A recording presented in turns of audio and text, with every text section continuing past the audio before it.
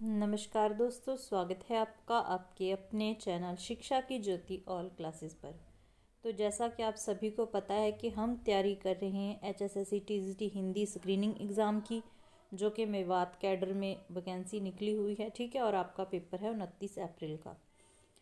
तो आज की क्लास में हम फिर से हिंदी साहित्य के कुछ क्वेश्चन देखेंगे जो आपके एग्ज़ाम के लिए इम्पोर्टेंट हो सकते हैं। हमारा तो अंदाज़ा ही हो सकता है आपके एग्ज़ाम में उन क्वेश्चन में से कोई ना कोई देखने को मिल जाए। ठीक है, तो सबसे पहला जो प्रश्न है, महाप्रभु वल्लभाचार्य के शिष्यों का वृत्तांत इस ग्रंथ में है। तो किस ग्रंथ में है, आपने पढ़ा होगा किस ग्रंथ में है, 84 वैष्णव की वार्ता में। ठीक है, ऑप्शन नंबर 3 हमारा सही आंसर हो जाएगा।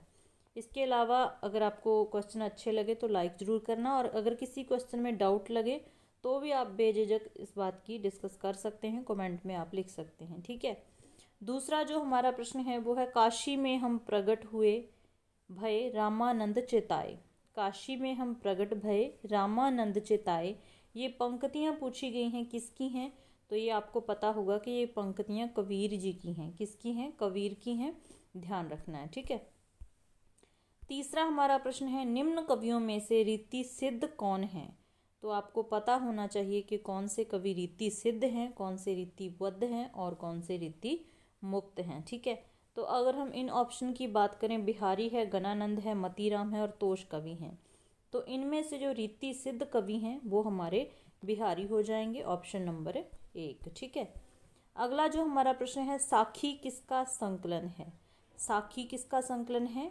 तो ये संकलन है विजय देव नारायण शाही का। इम्पोर्टेंट है, ध्यान रखना है। ठीक है, नेक्स्ट हमारा प्रश्न है, विलोम एक पात्र का नाम है और ये पात्र पूछा गया है किस नाटक का है। ठीक है, तो किस नाटक का है ये आषाढ़ का एक दिन नाटक का पात्र है विलोम, ध्यान रखना है। ठीक है, नेक्स्ट हमारा प्रश्न है, निम्नलिखित में से कौन सी कृति आत्मकथा है? तो पूछा गया है कि कलम का सिपाही, चीड़ों पर चांदनी, इसके अलावा अर्धकथानक, फिर बाणभट्ट की आत्मकथा। तो इसमें से आत्मकथा पूछा है।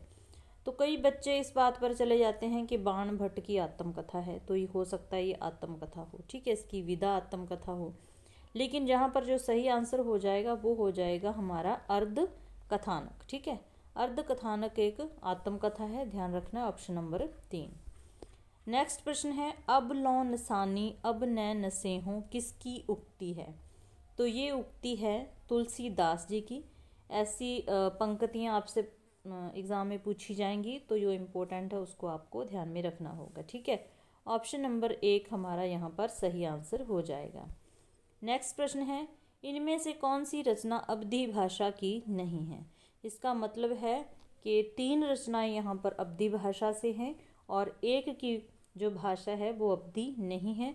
तो उसकी पहचान आपने करनी है। तो कौन सी रचना है वो जिसकी भाषा अवधी न होके ब्रज भाषा है? ये मैं आपको बता दूं कि विनय पत्रिका एक ऐसी रचना है जिसकी भाषा कौन सी है? व्रज है, अवधी नहीं है।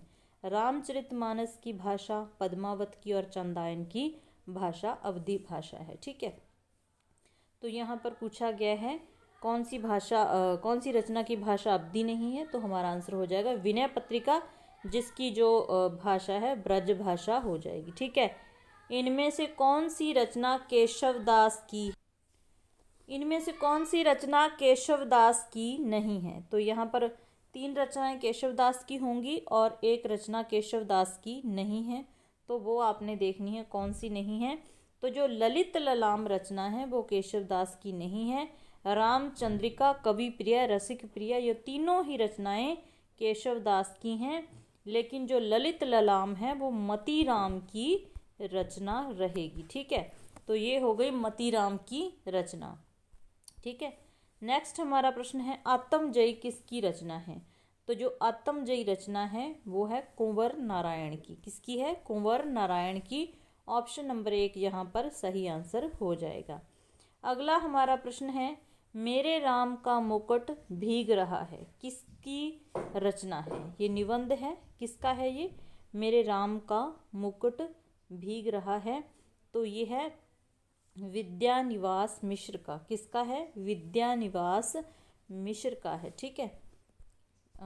अगला हमारा प्रश्न है, इसमें से कौन सा महाकाव्य नहीं है? साकेत, कामायनी। तो यहाँ पर एक तो ये ऑप्शन गलत टाइप हो गए, इसका ध्यान रखना है। यहाँ पर क्या आएगा, यहाँ पर इसको काट के आपने यहाँ कर लेना है महाप्रस्थान। ठीक है। और यहाँ पर आ जाएगा प्रिय प्रवास। तो ये ऑप्शन आपको देखने को मिलेंगे, मैंने डाले हुए हैं लेकिन ये गलती से टाइप हो गया। तो आपने ये बताना है कि यहाँ पर कौन सी रचना इसमें से महाकाव्य नहीं है। तो महाकाव्य कौन सा नहीं है? महाप्रस्थान महाकाव्य नहीं है। ठीक है, एक खंड काव्य है।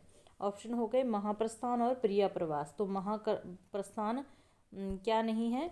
महाकाव्य नहीं है, एक खंड काव्य है। ठीक है, एक खंड काव्य है। और आपके सिलेबस में ये पूछा गया है, जो पद्य विधाएँ आ जाती हैं उसमें खंड काव्य महाकाव्य ये पूछे जाएंगे आपसे। ठीक है, तो आपने ध्यान रखना है कौन से खंड काव्य है, गीति काव्य है, महाकाव्य है, इस प्रकार से। तो जो महाप्रस्थान की विधा है वो खंड काव्य है, बाकी सारे महाकाव्य हैं। संतो भाई आई ज्ञान की आंधी रे, पंक्ति में अलंकार पूछा है। तो आपको ध्यान रखना है कि इस पंक्ति में जो अलंकार हो गया रूपक हो गया। संतो भाई आई ज्ञान की आंधी, सीधा ही मतलब कि ज्ञान की उसको आंधी बता दिया यहाँ पर, इसीलिए उसको उसका रूप मान लिया गया है, तो रूपक अलंकार हो जाएगा। अगर तो मतलब कि कहा जाए कि ये चीज़ इसके जैसी है, इसको उपमा दे दी जाए तो वहाँ पर उपमा हो जाता है। अगर सीधा सीधा वही रूप मान लिया जाए तो रूपक अलंकार हो जाता है। अगर संभावना उस चीज़ की जताई जाए तो वहाँ पर उत्प्रेक्षा हो जाता है। ये तीनों अलंकार थोड़े मिलते जुलते होते हैं। जैसे मैं कहूँ कि तेरा मुख चांद जैसा है, ठीक है, तो उपमा हो गया। अगर मैं कह दूँ कि तेरा मुख चांद ही है तो रूपक हो गया। अगर मैं कहूँ कि तेरा मुख मुझे चांद जैसा लगता है, मानो जनु जानो मानो, इस प्रकार के शब्द आ जाएं तो वहाँ पर उत्प्रेक्षा अलंकार हो जाता है। तो यहाँ पर रूपक अलंकार हो जाएगा। ठीक है। नेक्स्ट हमारा प्रश्न है, साहित्यिक अपभ्रंश को पुरानी हिंदी किसने कहा है? साहित्यिक अपभ्रंश को पुरानी हिंदी कहने वाले कौन है? रामचंद्र शुक्ल जी। ऑप्शन नंबर 1 यहाँ पर हमारा सही आंसर हो जाएगा। ब्रज भाषा किस अपभ्रंश से विकसित हुई है? तो ब्रज भाषा शौर सैनी अपभ्रंश से विकसित हुई है। ठीक है। अगला हमारा प्रश्न है, जायसीकृत पद्मावत है, क्या है? यहाँ पर थोड़ा सा गड़बड़ है, यहाँ पर धर्म काव्य की जगह आप ने करना है महाकाव्य, क्योंकि जो पद्मावत है एक महाकाव्य है, तो इस चीज़ का आपने ध्यान रखना है। ठीक है। अगला जो हमारा प्रश्न है, बसो मेरे नैनन में नंदलाल, ये पंक्ति किसकी है? तो ये सभी को पता होगा, मीराबाई की ये पंक्ति है। ठीक है। नेक्स्ट प्रश्न है हमारा, वर्वे रामायण किसकी रचना है? तो वर्वे रामायण काफ़ी इंपॉर्टेंट है, तुलसीदास की ये रचना है। ठीक है। नेक्स्ट प्रश्न है, ठेले पर हिमालय किस विधा की रचना है? तो ये एक निबंध है, लेकिन निबंध कैसा, संस्मरणात्मक निबंध कह सकते हैं इसको आप। ठीक है। नेक्स्ट हमारा प्रश्न है, आधुनिक काल में गद्य का आविर्भाव सबसे प्रधान घटना है, यह कथन किसका है? तो यह कथन किसका है? यह है आचार्य रामचंद्र शुक्ल जी का ये कथन है। ऑप्शन नंबर 2 यहाँ पर सही आंसर हो जाएगा। इसमें से कौन सा महाकाव्य नहीं है? तो महाकाव्य कौन सा नहीं है?